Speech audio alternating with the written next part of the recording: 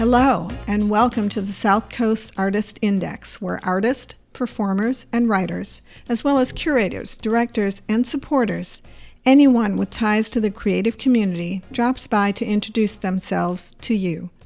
We'll talk about their beginnings, their vision, their passion, and so much more. Hello and welcome to our podcast. I'm your host, Ron Fortier, and we have a very illustrious guest in the house today. I was going to say, you're a dead ringer for the guy I was talking about, but we'll explain that when we get there. What I always do, it's a bit of an icebreaker. Sometimes I get something. It's like, Groucho Marx would ask these questions. Okay. Sometimes you get something. Sometimes you walk away with nothing. All right. Let's go for it. Hi, what's your name? My name is Fitzcarmel LaMarre, but you can call me Fitz. Fitz, okay. And so you've already pronounced it, but how do you spell it all? Spelling of the whole thing. First name, Fitzcarmel. All together, no capital C, no hyphens, Fitzcarmel. Manuel, of course, Manuel, and LaMarre, L-A, capital M-A-R-R-E. Okay. Reason why I ask is because I have found that even people with the simplest names can get them butchered constantly. Oh, my name gets butchered on the regular. There's 23 letters in that whole thing, so yeah. Most people aren't going to get that right. So what's your first name? Yeah, and then I say... Do they think Manuel is your first name and somehow you because you wouldn't know who you are? Oh, you'd be surprised. All yes. Right. People think LaMarre is my first name. And then they'll call me LaMarre, and then I'm okay with it because that is my last name, but then I'll tell them...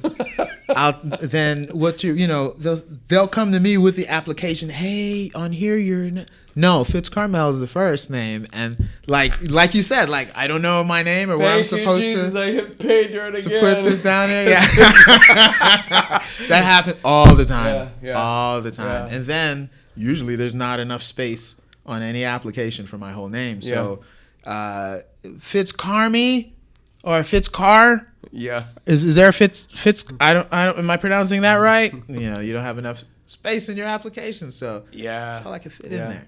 My first intern when I worked at an advertising agency years ago, her name was Anne Margaret. The reason that's every time I think of her every time I do this because she used to say, I go someplace and what's your name? Anne Margaret. Well, what's your last name? Margaret. No, that's your middle name. Don't you think I would know? Don't you think I would know? Well, right. What's your middle name? I don't have one.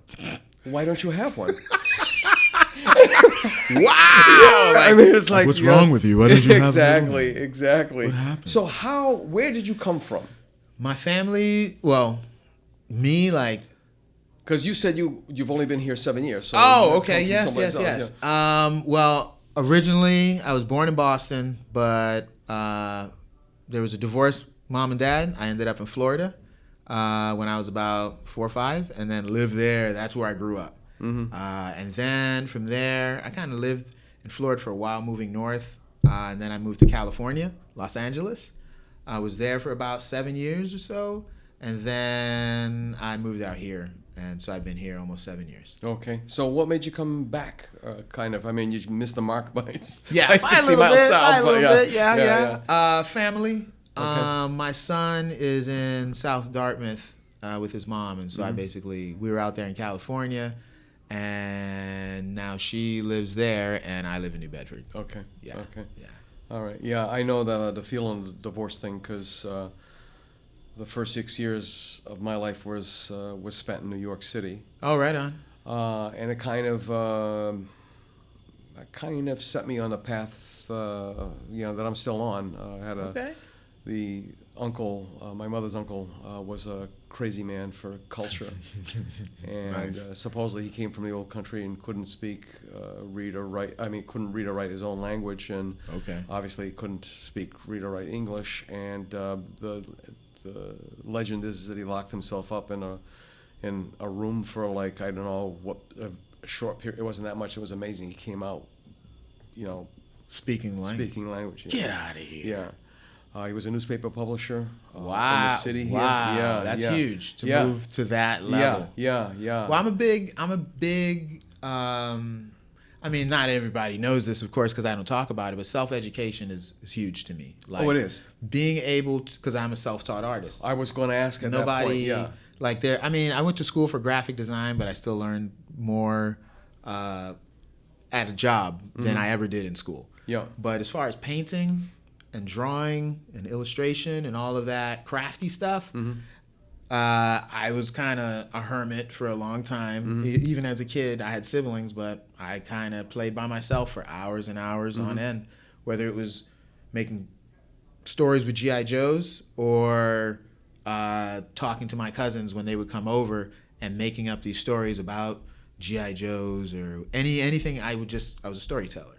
So that's kind of how I got to where I am kind of now. But teaching myself all of that, you know, when you're interested in something, it's cool. But then when you really want to learn it, that's the true mark of your interest in something. Yeah, it's I like, mean, I got to learn. I got to know how to do this. What triggered you? What made you want to learn so bad that you learned? The curiosity was always there. From when I was a little kid, my mom would always, I was always drawing constantly. So even once I got to handwriting, that was no problem. Once I got to elementary school, that was like no problem. I was helping other kids draw their art, and the teachers would let me because they were like, hey, he's pretty good. Yeah. So write out, man. You know, do your thing. And so I was lucky to have that kind of incubator to be able to teach myself and not have those, and they were out there, but those people who kind of like my father, you're not going to make any money doing that. You can't make a living being an artist and all of these things. So those were out there, but then luckily I had enough real support that just allowed me to be and figure out a lot of that stuff for myself. Yeah. I mean, you're pretty polished for a guy who's and that sounds like a judgment. No, to the other people. You're pretty polished for a self-taught guy. Could be taken two ways, but you are very polished for a self-taught guy. No, it still sounds bad. I don't think so. I know what you're going for. With a quote-unquote education that aren't as polished as you. So you must have really worked like. I dig in. I go in. It's not. I mean, you can be as talented as you want, but if you don't exercise the muscle, it's not gonna grow. It's not gonna flourish. So, I remove emotion. It's kind of one of those samurai things. Oh, you know, I understand what you mean. When they're like, you can't think of the emotion of, am I going to win or lose? It's just do your best and figure this out. You know, just go with whatever the outcome is, the outcome. Yeah. And I know what my outcome is. So when I make mistakes, I take mistakes differently, I think, than other people and problems and situations. I think like Einstein said, he just sits with problems longer. And I think that's what I do. And when it comes to... What did he say? The best thoughts come when you're not thinking, or something paraphrase or like that. Yeah. Right about that. Yeah. Because I would just, I wouldn't force it, but I kind of, let it happen. But I had to keep doing it. And then it was... all that hermit time was practice. I was practicing. I knew... I can remember from when I was back in Boston, so I had to be... about 3 or 4 years old. Yeah. I drew a circle with some eyes, but there were like 5 eyes, and he had like 10 arms and 10 legs. And I remember looking at it as a little kid saying, yeah, that is not how people look. I remember saying that is not how people look. It was almost like, what do they call it? Incidental music. It was almost, it was on cue. Totally. We were going to build up to something, right? Oh man, I thought I got that. Yeah, sorry. Yeah. No, sorry.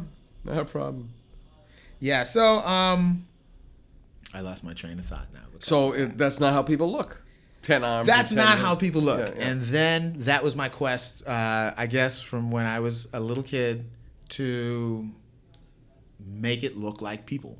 And I've always wanted to draw people. The human face is like the most recognizable thing to any humans. Right. You just slice off some eyes, you know that's a human from a distance. It's, we communicate through them. So it was, it was like a drive in me to figure out, and faces are complicated with all the different types of faces and they're everything. They're not as symmetrical as everybody thinks. No, they're not. Yeah. And so I had to learn all of these things, and I love people, right? Yeah. So I'm a people person, so I draw people, and I love faces and the intricacies, and everybody has certain shapes and lines that's Ron's line. Yeah. The way your ears are and your jaw and the top of your hairline, and all of that. Massive. No, like, get out of here. I feel like Kazoo and the Flintstones. See? That was a good one. Yeah. Well, I mean, it's a big cranium. But everybody, you're good, bro. You're good. Trust me, I've seen some large skulls there. Yeah. So everybody has a certain line and look that once you get those, then the rest of it's easy. Well, part of it is, I don't want to say trick, but it's tricks of the trade. Yes. And part of it is obviously complete observation. And one of the battles, right, is if you make it look exactly the way it looks, it won't look the way it is. Yes. Like Chuck Close, remember when he blew those things up? All of a sudden you're saying, what the hell? It's like, well, it's all absolutely perfect. All there. But it's all just there, like blown up, and it looks, depends on where you are when you're catching that perspective there. Yeah. Now, when did you start working as an artist professionally? Professionally versus amateur for money. When I first, all right, so I was a graphic designer all the way back from Florida. Now, you were around the Miami area?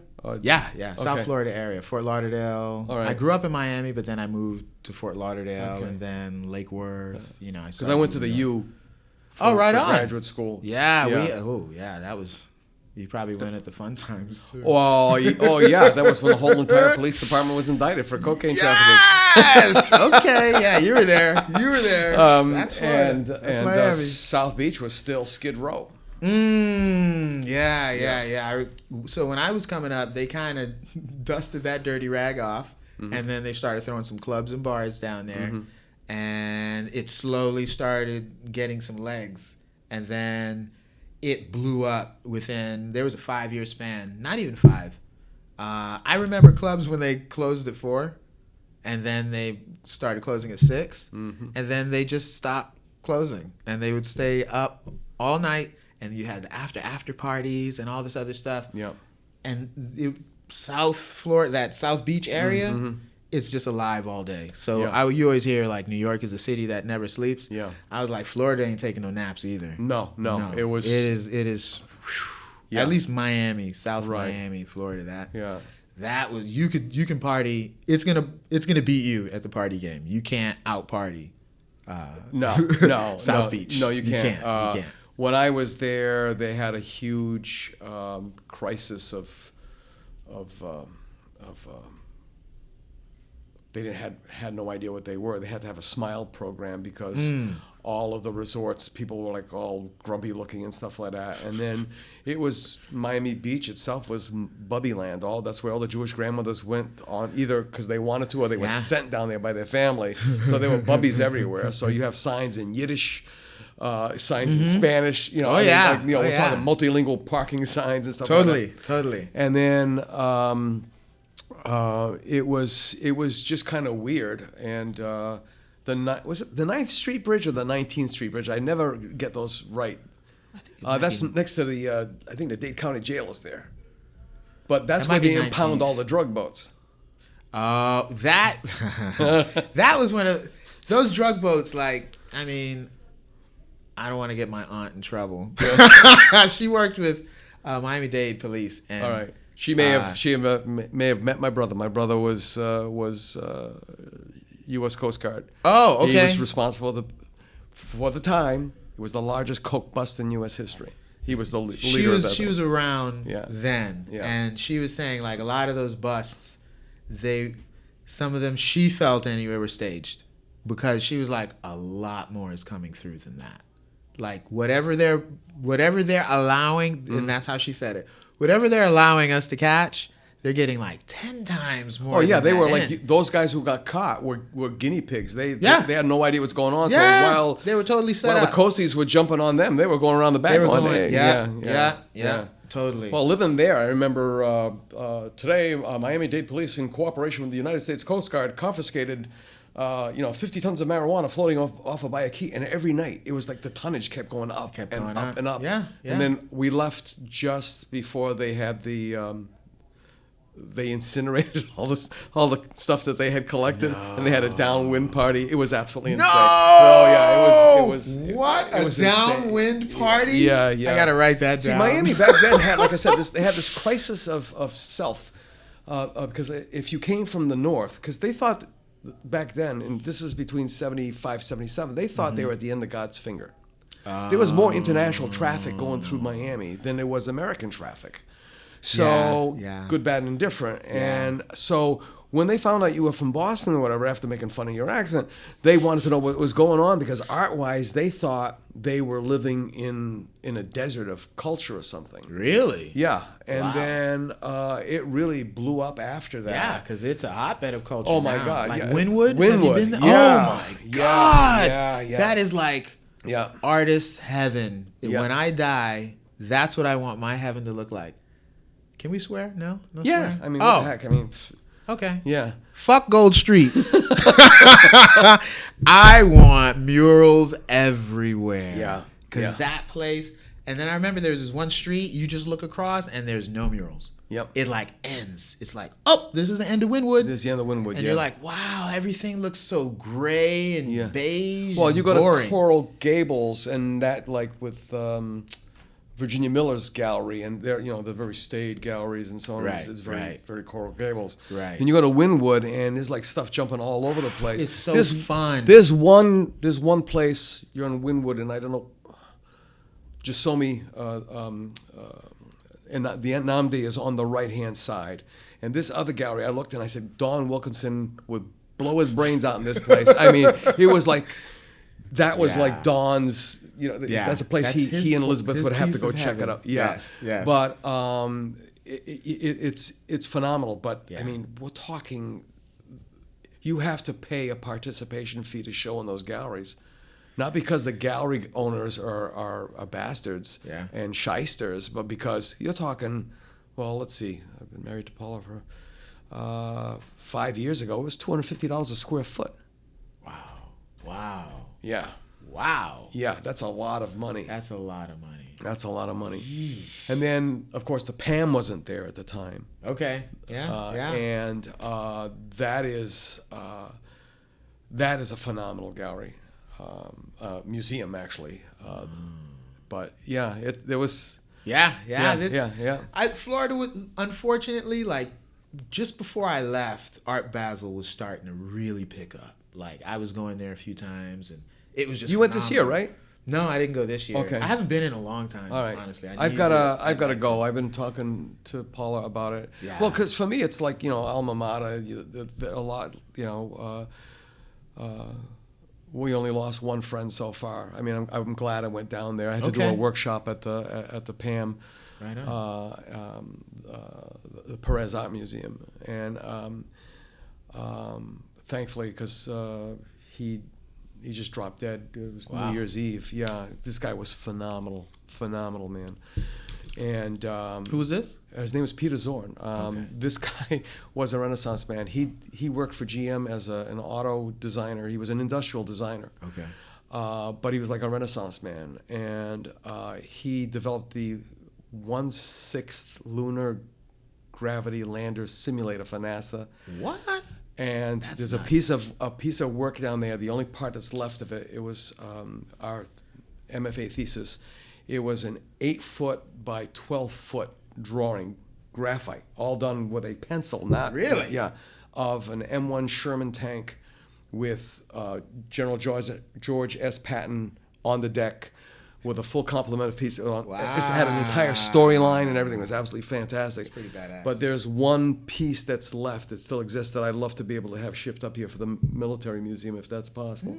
But anyway, so in LA, what did you do there? So I got a job offer, and then I moved out to LA.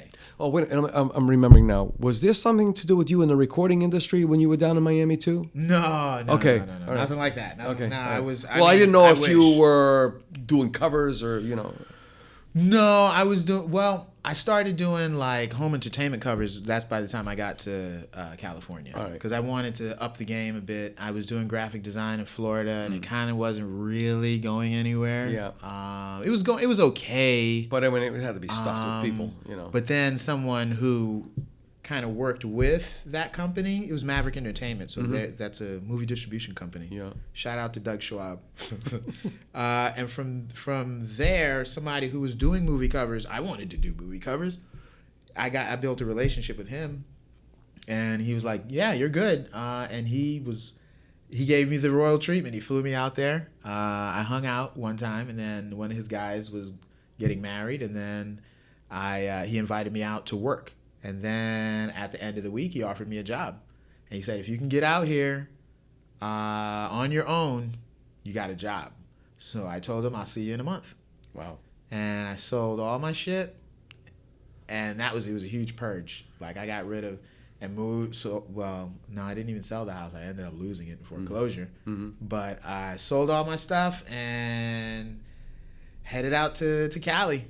And from there, I did graphic design for a while, but I got burnt out. It's a difficult job, especially when you're dealing with big budgets and people with big budgets. If they're spending close to $1 million on something, you're going to be staying till 10 at night and then back at 9.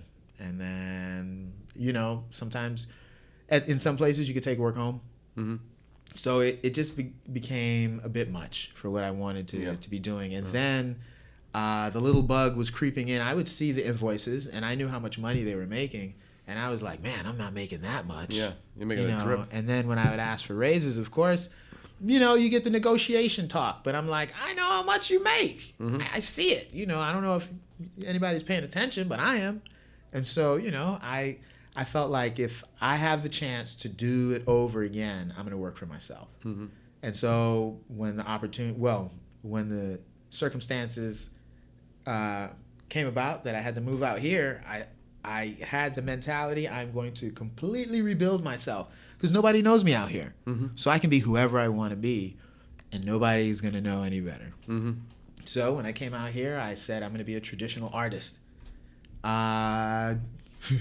A buddy in California was the one who was like, you draw really well, but those pencil drawings aren't going to be worth a lot compared to paint. If you paint and you channel that talent you have with that pencil into some paint, you're going to go somewhere. And so I was like, shout out to Mike Lonnie for that one. Mm-hmm. And then I took that advice and I bought some boards. And then I painted my first paintings, which were the ambassadors of peace. Bob Marley, Mahatma Gandhi, Mother Teresa, John F. Kennedy, and Martin Luther King Jr. And they were these large-scale paintings. And then I was like, holy shit, I can paint. Mm-hmm. Because I basically, using self-teaching knowledge, as long as I was using gray... black and white paint, it was like I was using a wet pencil. That's how my brain was translating. And I just had to learn, when you do the strokes this way, you can add a little water and do this, or you can let it go dry and it does this effect. And then so my brain is logging all of these different treatments and things to do with just black and white. I tried color and I totally screwed it up. So I was like, just stay in your lane. So then... the best way to learn is to teach. That's something that I picked up along the way. So I became one of those Michael's art teachers. And I still thought I sucked. But the people who I was teaching were like, you're incredible. You're so patient. Thank you so much. So which one of them coined you as the Black Bob Ross? Bob Ross. No, I think I just kind of came up with that one just because, I was on Instagram and I was like, what would be a cool hashtag?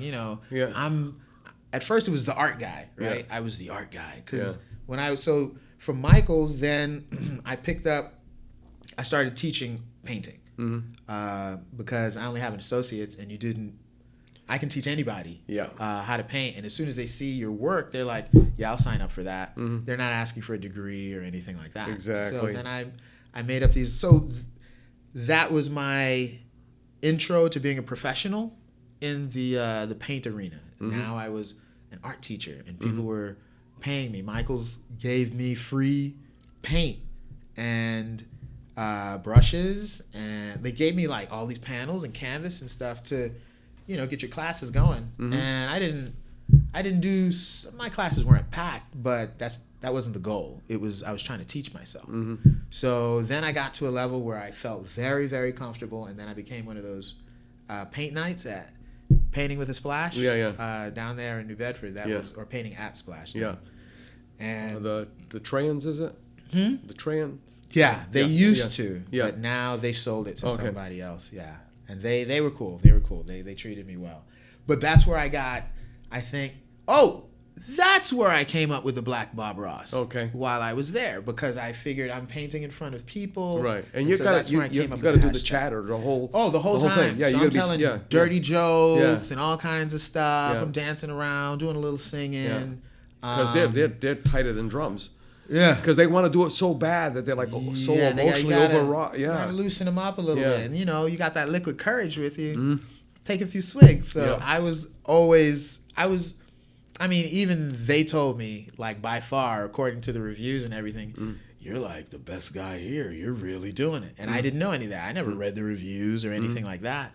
But it was always these reinforcements that would come from these kind of outside influences or people or whoever that, kind of like when I was a kid, they always constantly shaped it. I wasn't making a lot of money, but at least I was doing what I wanted to do. Yeah. So then I feel I really honed my craft just with time and teaching other people how to paint. Yeah. And I still every now and again teach folks how to paint. Okay, so I've been wanting to ask, did you buy the little books that they used to have to sell those books? I think the Foster series or whatever it was. I bought no books. No books. Did you do a YouTube University? No YouTube University. All on your own. I remember watching Bob Ross when I was a kid. Yeah. And that was all. I mean, I didn't even. I mean, I could have watched it. He's on Netflix now. Yeah. But no, there is still something to me teaching myself how to do it. All right. Because in mistakes is where I feel I learn the most. Oh, always. Exactly. Don't go there. Don't do that again. Hey, it's hot. Yeah. Oh! Yeah. Okay, I am not going to do that again. Yeah. That doesn't work. That's where once burned, twice learned. Yeah. So even when I would be teaching these classes, I would tell them, hey, I've only been painting for a year. Or I've only been painting for a few years. They're like, you're lying. Well, I can draw, but no, I taught myself how to paint. Isn't it weird? Because, I mean, linear, drawing, and then for some reason I'm getting students, they just want to shade the hell out of everything. It's like, no. Yeah. But it's so totally different. But then when with paint, it's so different. It really is just flat shapes. Yes. Little teeny ones, big ones, medium-sized ones. And then you blend them a little here, and then you blend them a little there. Yeah, That's even part of how I do everything. Yeah. I kind of block out all my shading. Yeah. And then between these two, this light and dark, we just need a little gray. Yeah. We just need something to make them a happy couple. Blend that together. And it's like, wow. You gotta check out Hawthorne on painting. Okay. But now I don't want to. I didn't. No, it's not a how to. It's just it's a really interesting. This is the guy who started the whole art colony thing out in Cape Cod. Yeah, really. Yeah, we had to read that book when we were at what was SMU, Southeastern Massachusetts University, and so there's a correlation there between Hawthorne and Hans Hofmann. Okay. Yeah. Oh, right on. So well, I don't want you.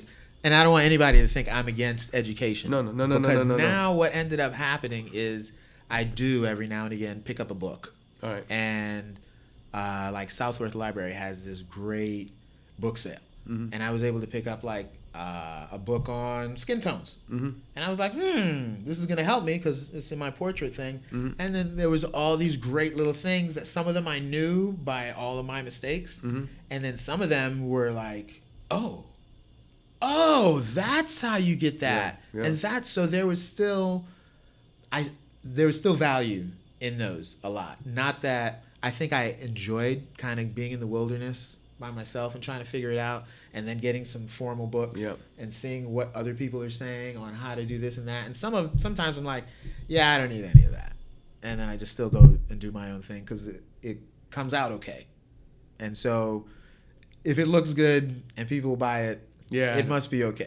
That's all that matters. Yeah. How did you get to New Deadford? Ooh. Was it just because of the Walking Dead craze, or was it something else? I mean, at first people must have been, are you crazy or something? Some people definitely. Other people were like, hey, that's crazy enough to work. And so I had to really support. Well, I'd just be sitting around hanging out with. So Earl White was one of the first people. He was my roommate in the first place I moved into when I moved to New Bedford, and he, we'd just be sitting hanging out, and then that name New Bedford, and then I was like, what about a zombie apocalypse? Because I've been wanting to be a comic artist ever since I was a kid. So I wanted to do. So I'm reinventing myself, right? Yeah. And now I have these good skills with painting. I have connections with the city. I have a decent crowd of people who respect my talent. Mm-hmm. I felt it was time for me to do something for myself now, because we're getting back to that. Mm-hmm. I want to do something for me instead of making somebody else all this money. Right. So I got, just through all the workshops and stuff I was doing around town, I got approached about being artist in residence at the New Bedford Whaling National Historical Park. Yeah, I had to memorize that, especially since I applied for a grant as well. Oh, yeah, okay. So see what happens. Yeah, but it's totally off the wall different. So yeah. And I think I feel I got lucky. I was in the first. It was the first time they were launching that program, and so they had 4 artists, and I call myself an anchor man because I was the last one out of the 4 in that first year. But it would, like, now I might have got in because now it's kind of a different setup. So I just feel like the universe kind of worked it out. What was the theme that you had to apply for? There was no theme at that time. There was no theme at that time. I even asked them, so what can I do? And they were like, whatever you want. You got to give them their props. I mean, to support, to accept and support an idea that most people would be going. It was a long shot. Oh yeah, in my head. Like, I mean, I couldn't believe that Josh Bowles allowed this to happen. Yeah, because he's the one who was like, "What do you want to do?" And I was like, "Dude, I want to do a graphic novel. It's a zombie apocalypse idea called New Deadford, and it's based right here using the history of this city." Twice it's been the richest city in the world. During the zombie apocalypse will be its 3rd time. And he was like, fine, go with it. And that was it. I was like, wow. Whoa. That was it? That was the pitch? That's all I had to do? And because we had this relationship already where he was kind of one of those people who was like, it's crazy enough to work. Yeah. And he gave me a shot. And I've never made a graphic novel. I kind of tried to put a comic together, and it was really too busy, and I only did it in pages, but I just felt like this is a time for me to get my shit together. And so I ended up writing out the story.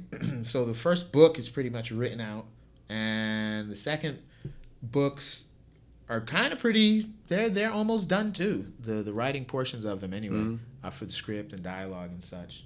And then some of the dialogue I flesh out and I wait till I'm kind of working on it because I'm going to be doing photo shoots, blah, blah, blah, blah. Mm-hmm. Let me rewind a little bit. So I ended up having an open call at that first artist in residence thing, which I did not. I think I'm good at marketing, but sometimes there are those great things that happen that you don't know. Like, so I had a giveaway. T-shirt. You can get some T-shirts and stickers if you come and pose as. I think it was just T-shirts and pose as a zombie. Because I'm trying to build a library of characters. Yeah. Because I want it to be super authentic. Like, I'm looking for an authenticity that isn't like, I do love The Walking Dead, but there's a certain authenticity in there, or like these people are rubbing blood all over their faces, and skin is porous. But if you get bit, you turn. If you get scratched, you turn. But you're rubbing blood all over your face. Nothing. Yeah, you're still living. And they do it regularly. Yeah. And I was like, I don't like that. So And I like fast zombies and slow zombies, so I just compressed everything into this one story. So I needed a crop of people, and then there was a line out the door for people who were there to pose as zombies. Shock number 2, right? Yeah, dude. I was like, what the hell? First is shock, going I got the gig. Second shock, people like it. No, you were. Because I don't even think I really did any drawings or anything like major at that time. It was just an idea, and I didn't know where I was really going with it. I hadn't done anything like this, but I was like, all right, we'll figure it out as we go. Yeah. And so I'm taking pictures of all these people, and there came a time where I was tired. I'm at person 30 something, and then I turn around, and the line is still. There was a line. I didn't even notice it. And I was like, where did all these people come from? And then I can kind of see it going out, but then I heard it was like a really long line. Yeah. And there were people who like... It's become a thing to say I'm one of Fitz's characters. Yes. So the second event we had... I'm not expecting plaques on the front of their house. You never know. New Deadford character. I'm on page 23. Yeah, exactly. Yeah. You'll see me. I'm the zombie in the background chilling on this dude. Yeah. So people are getting into it, but it was kind of part of the marketing handle that I wanted to use. Mm-hmm. If I win this city, I can win any city. Yeah. And then I'll have a whole team of city who are gonna be like, yeah, he's on point. Kind of like when like rappers are like, they become famous in their city. And that is what other people now looking at them in their city like, wow. Mm-hmm. And then they jump aboard because now it's like it's become this thing, and now it's attracting people. And then the zombie genre is so popular because of Walking Dead. And people are like, so what makes even my artist Autumn? She asked me, so what's gonna make? And this is I commissioned her, and she's like, so what's gonna make this any different from any other zombie thing? So I like her because she's always real with me. And I was like, well, this is about, it's not about a group of people roaming around trying to survive, or one person looking for their lost loved one. This is about a whole city. Mm-hmm. This is about a city of survivors that have with what we have today. Because there's a vision I have for the city in real life that I'm kind of subconsciously putting into the story of how we're so tight, our tightly knit setup now, because there's so many people I know that are in different committees on this one and that one and boards and working this here and there. So we do have a very tight knit city. I just feel in time that organization of all of these components, people, institutions, is going to hit that tipping point where now we have a synergy. Mm-hmm. And so that's what I create in my book. Mm-hmm. We have a synergy. There's this, and survival is the common goal. Mm-hmm. I deal with rape, racism, all kinds of issues. There's some cannibalism there in the book, just like we deal with now. But there's survival is the common goal of everybody. So with that, and it should be the same thing now. If we were fighting some aliens that came right now, everybody around here would be tight-knit. Every racist dude wouldn't be seeing black people. They'd be seeing humans all of a sudden. But because we don't see these threats, even though we do have threats now, politicians in the White House, that it should be bonding us together more, that we don't see it that way because of the smoke and mirrors. So with my story, I'm trying to create certain situations and show how people get through them. Yeah. How does a whole city survive the zombie apocalypse? Either you're going to band together or you're not going to band together. I mean, yes. That's if you want to live, you're going to work together. Well, there was that thing that the New Bedford, the New England Historical Society posted on Facebook about that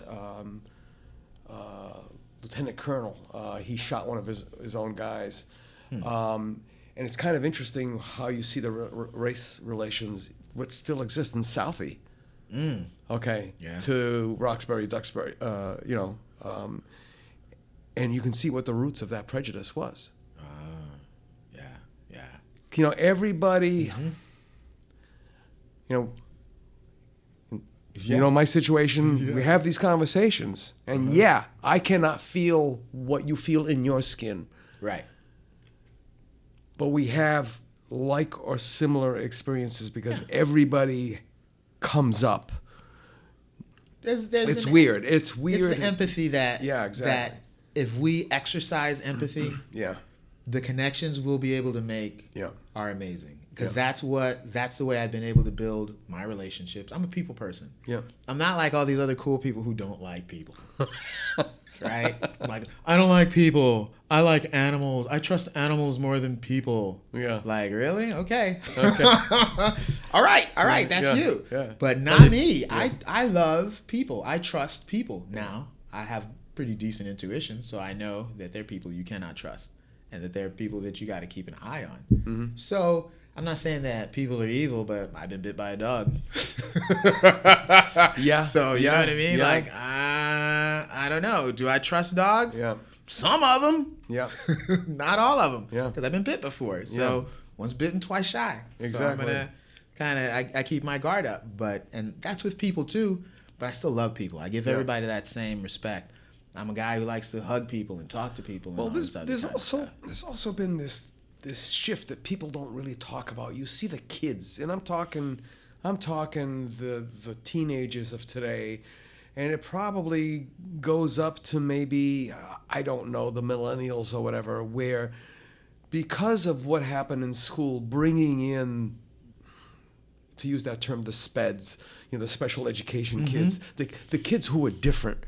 Mm-hmm. Okay, so people who didn't look like the people that lived in your cul-de-sac, because a lot of these suburban kids didn't meet anybody that wasn't like them. Right. Okay? Right. So now these kids it was either forced upon them or whatever because it was inclusion. You've heard that term, right? Oh, yeah. Right.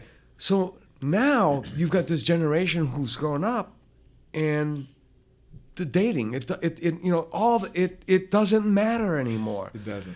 But it's still a lingering thing from another generation. It just definitely, and it's quite unfortunate to a degree. But I think there's work each individual has to do. Yeah, there's an accountability you have to realize. I used to be homophobic when I was young, early 20s. Oh my God, I wasn't like violent or anything like that. I was just like, I don't know about that, man. People would make fun of him. I'd laugh. I would go along with the jeering. It was a thing. But then it didn't really resonate with me. It didn't feel right. I was just going with the crowd. And then I was like, you know what? This is wrong. Why am I scared? What is this? And then so I made a conscious decision to make a gay friend. Mm-hmm. Because I know and if he's an asshole, I'll find another one. And however that works. Well, it's just the way it goes. However that works. It's not who you are that it's not who they are that should bother you. It's what they are that may bother you. Right. Yeah. And them being an asshole would be more with that, and that's anybody. Yeah. I had a gay friend who tried to pick up somebody in a bar who said, honest to God, Ron, all the signals were there. I mean, I wouldn't do that. Right. And then the guy started screaming scripture at me that I was an abomination. And he's like, I was just asking you for a date. Right. It's just simple, bro. You could be flattered. Exactly. Which is what it happened. I mean, I grew up in Miami, Florida. Oh, yeah. So I got hit on quite a bit by guys. Yeah. And so I had to, and I think that's where my discomfort began. Because I didn't know how to be flattered, so to say. I just knew how to react like everybody told me I should be reacting. And then, I grew out of it. And then from that experience of going out and consciously trying to defeat this nonsense that was in my head that I knew was wrong, then I was okay. And then I have a ton of gay friends. Like, I have a ton of gay friends. Lesbian, straight, trans, everything. Yeah. Everything. And then I want more friends of all kinds, different, because there's so much, like, to learn from all these different perspectives that everybody has. If they were to do a redo of Friends, and I have a problem with them redoing like Bewitched or any of those classics, But if they were to do one on that concept, it wouldn't be such sliced white bread as it is. No, I mean, Joey was probably the most outsider, right? because of his Italian background. But you know what I mean. But so this is a good. So now in New Bedford, I mean, you're slipping these little lessons in there. You're slipping. Oh well, and that's the moral side. Then there's the educational side. Yep. So the history in it is something being in New Bedford is why it made me fall in love with history. Right. I've always had this thing for Harriet Tubman, and she was here. She was here, dude. Exactly. Yeah, she was here. Because Paula and I were watching Harriet, and we see the whole Philadelphia thing going on. I'm like, hey, and then I was in the house on 7th Street. Mrs. Haney. Yeah, the Mary Nathan Johnson house. Well, they used to say Nathan. Yeah. Mary, but but Nathan and Polly Johnson. Yeah. Polly. And I was in that house when I was working for the city for the Office of Historic Preservation. So Mrs. Haney gave me the whole thing on there. Rundown. That they were confectioners. They were free black men. Yeah. That Frederick Douglass hung out there. Well, that was his first home. Yeah, that he lived exactly. In. Once him and Anne Murray Douglas came for Yeah, freedom. So yeah. I was like, Yeah. So I have a whole spin-off. All right, so recently I got commissioned by AHA for this Being and Becoming celebration. Her story was one of the hashtags and such like that. So it's a celebration of a lot of coming of type things. So I used that opportunity to create 3 pages, like the first 3 pages of chapter 1 in New Bedford. So it highlights the Johnson house. Lee Blake is in it. Yeah. And I have in the first panel Harriet Tubman, and Frederick Douglass sitting at a table in the Johnson house. Not that Lee told me there's no real hard evidence that they ever met. But it's probable if the timeline was right. Well, yeah, they did. And let me tell you, that woman had a set of brass on her. Oh, yeah. Well, they were America's Most Wanted at the time. Oh, yeah. She was freeing slaves, and he was going out there speaking against slavery. Yep. So from that, kind of like how Tracy Ullman show had The Simpsons, and it was a spinoff. Oh, yeah. That was funny. That was a damn good series, too, by the way. Yeah. Yes. She told it like it was. Yeah. Yeah. Yeah, and with great humor, too. Yeah. With great humor. So I'm going to... Painted Black, that skit that she did with Painted Black. Oh, you got to check it out. Yeah. The Rolling Stones. Okay. Oh, God. Yeah. They're classics. They're classics. Yeah. For sure. Yeah. So I'm gonna have my own spin-off in New Bedford. Okay. So while we're telling this history, and utilizing, it's almost like we're reopening the Underground Railroad so we can survive from these zombies. So as we do different things, like with the Johnson house, there's gonna be a transition where now you're back in that time and you're on a mission with Harriet Tubman and you're seeing where she's going, and I'm gonna be still using historical places and people. I'm gonna make. You'll never run out of material. Never, ever. I mean, W.E.B. ever run out of material. W.E.B. Du Bois was here. Booker T was here. I mean, it just goes There's on. So much that was here. So when I'm gonna end, it's New Bedford is already historical fiction using the city's history, but now I'm gonna go in really deep with that and make Frederick Douglass like James Bond, and using black inventors to be the Q, because Q always makes all the gadgets and stuff like that. Yeah, right? Oh, Lewis Temple. I mean, oh well, we have the whole industry spun on this man's point. Yes. Yeah. So utilizing, because like in James Bond, you have this one guy who makes all your gadgets. Yeah. But now in all the United States, you have all of these black inventors. Those are going to be the guys who are making Frederick Douglass's gadgets. In these stories that I'm going to make. And him and Harriet Tubman are going to be a team, and they're basically going to be doing raids on plantations to free slaves, and then using his speaking places to hide the slaves in plain sight, and then get them to freedom. Yeah. So that's the other underlying story inside of all the zombie apocalypse and us having to band together today. I want to also reflect on just the history of the ground that we walk on around here, that survival is right here. It's under our feet, and it's always been here. That spirit hasn't gone anywhere. Yeah, this place has been an epicenter for so many things. It just Such a hub it all for so keeps many coming things. back to here, and not just because I was born here and grew up here. I mean, it's just your jaw drops. Mine did. Yeah. Just the sheer amount of history here, like Lee Blake's showing me pictures of her abolitionist grandparents, right? And to me, that's like, whoa, what a connection here. Like to me, she's living legend kind of thing. Oh, she is. And every time I'm with her, that's even in the book, there's a banter going on between me and her where I'm almost like a tour guide of the house because she's been passing all of the history down to me. So I wanted to reflect that in the book that, yes, Lee, I have been listening and I've heard every single word and now I'm doing something with it. Yeah. I'm just not going to hang on to this knowledge. Now I'm going to like get it in these pages and I'm trying to push this to be really, really popular. Yeah. I'd like a Netflix or Hulu series shot down here eventually. Well, that's why Brian Vincent Rhodes. I mean, if that's I've never met Brian, but we've met. Well, I've met his parents because they're friends of Paula's family. Okay. And his granddad just passed away. He was a beat cop in New York City. We're talking classy people. Nice. And Brian went and did. I show you that I sent you the link to his cartoon that he did for his thesis, and how it got picked up by Fox, and it just kept rolling from there. And so this type of collaboration, everybody's holding hands and pulling everybody. That's what. Well, and I'm shooting. That's what I'm working on because I don't. It's not even New Deadford. It's not about me because, like I said, the story's about the city.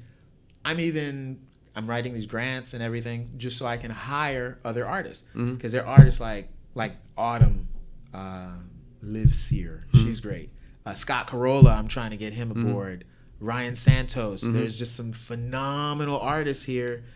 And these guys appreciate comics too. We've had a couple of, Milt Brightman wanted to be a comic book artist. I can totally see that. And then it was George Schwartz.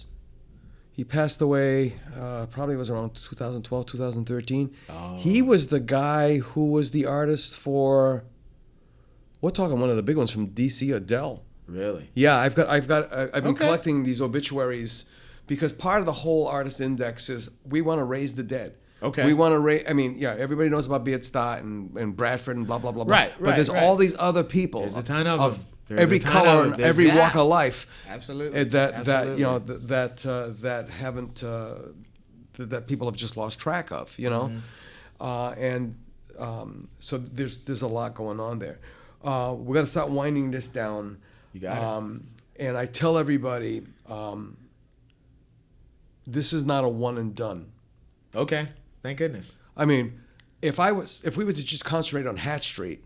Okay, and we dropped one, which we do. We drop one every Monday, a podcast every Monday. Okay. I would have a year plus just in the building. Just in that building. I have no idea. Yeah. I don't think anybody really has an idea how many artists there are out here. No, I don't think so either. Yeah. There's so many, and then there's so many being born, and like I'm trying to cultivate artists with this. The second part of the New Deadford project is an outreach program to the youth.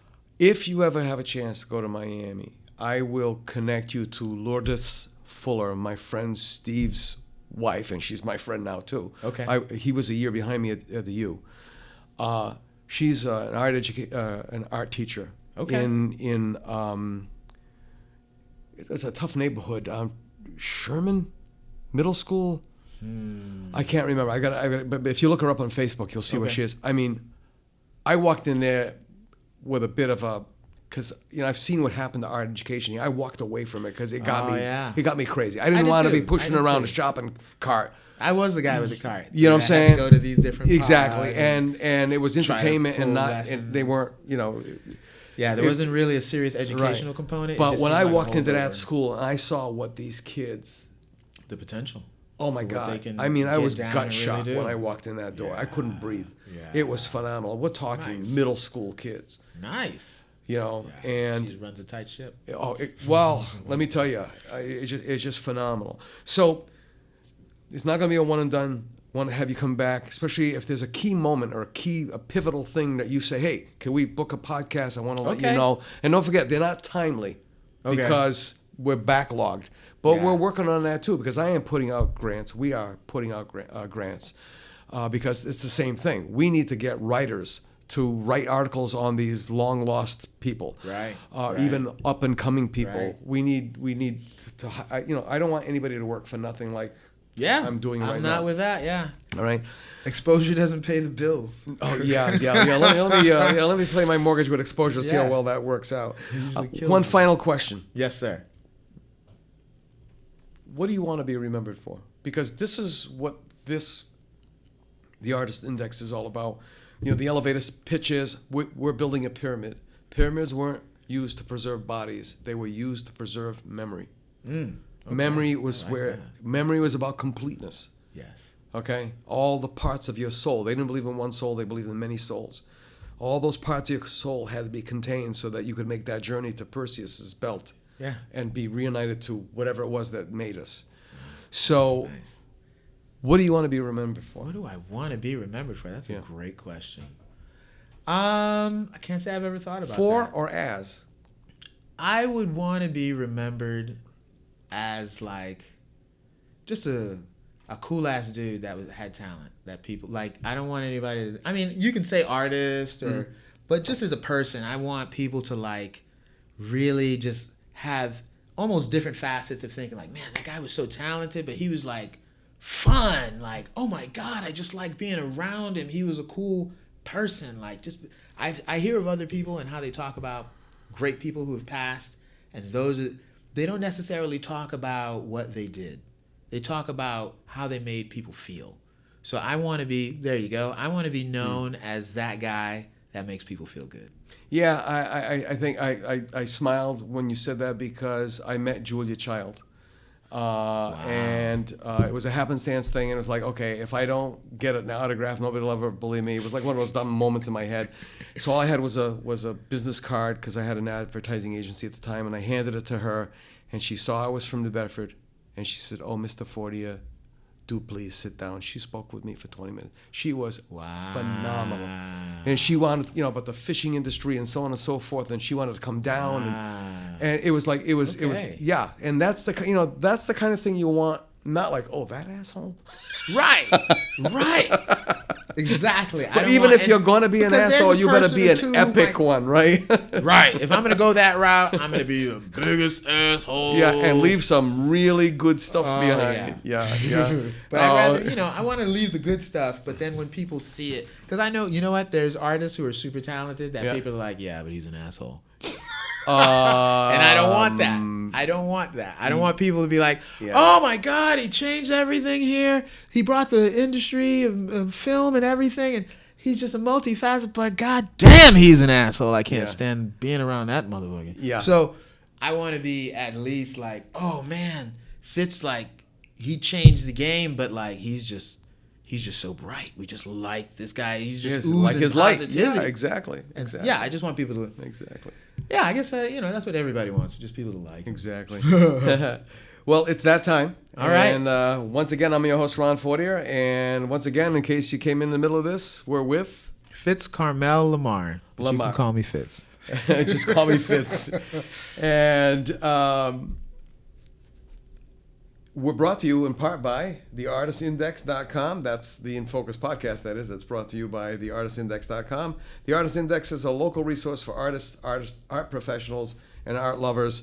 So until next time, thank you from all of us at the Artist Index. Right. Bye-bye. Thank you. Yeah, you're welcome.